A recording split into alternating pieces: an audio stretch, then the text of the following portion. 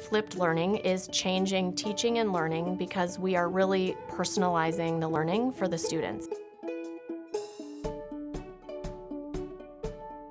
To me, flipped learning means anytime, anywhere learning, where you are cloning yourself or some of the lessons that the students might need to have. All of my students came into my classroom at a different point of their learning.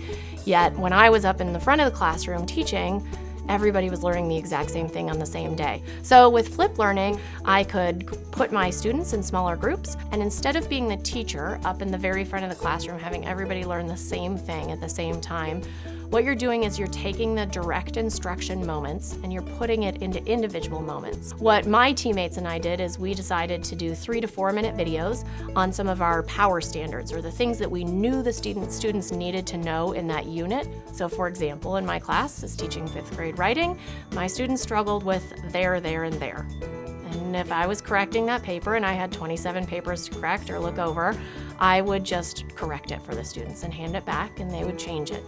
And there really wasn't any guarantee that the next time that they did that they would use the correct version. I started thinking that there could be a lesson that was videoed, 3 to 5 minute lesson, that the students watched, and then if they had some sort of activity afterwards, I would have an idea that maybe there was some learning that happened. So I took a lesson that might have been for the whole class and put it into an individual moment where the student was doing it just when they needed it. And when you're working in a flipped environment, when you're using videos to clone the teacher, they could pause me, they could rewind me, and they could really kind of take that at their own pace to review the learning that was happening in the classroom. I think the best way to start with flipping your classroom is to just get going. Find a video that matches some sort of curriculum or standard that you have, and have the kids review that video and talk about it afterwards.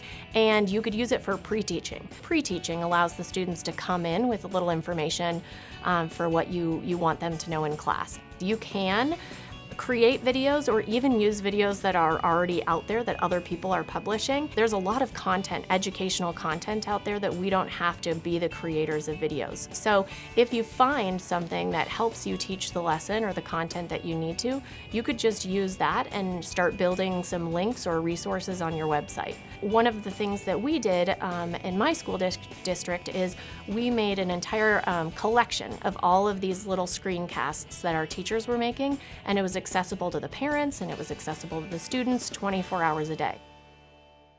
A big question that a lot of teachers will ask if they are going to start flipping their classroom is, how do I know that the students watch the video?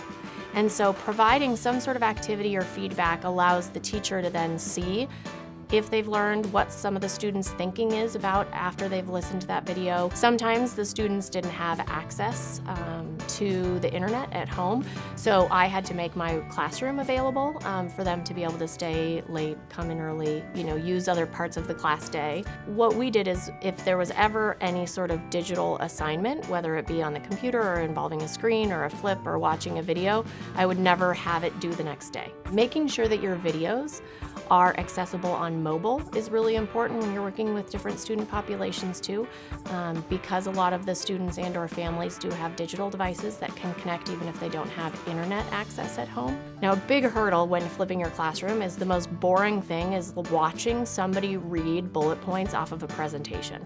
And a lot of the times when teachers get to videoing themselves, they sort of turn into robots and there's absolutely no interaction.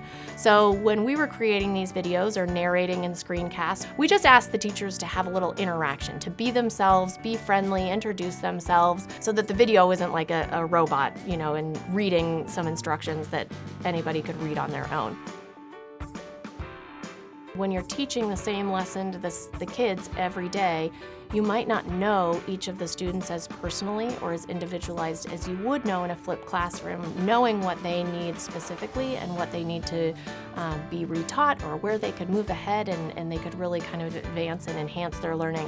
When you are doing flipped learning, you're creating the individual experience with direct instruction, but now you have all this opportunity for community experience, you have this opportunity for one-on-one teacher experience, smaller groups, people doing different things at the exact same time. It might look to the outsider a little bit more messy, but what it is it's more individualized and personalized for the student and meeting them where they're at.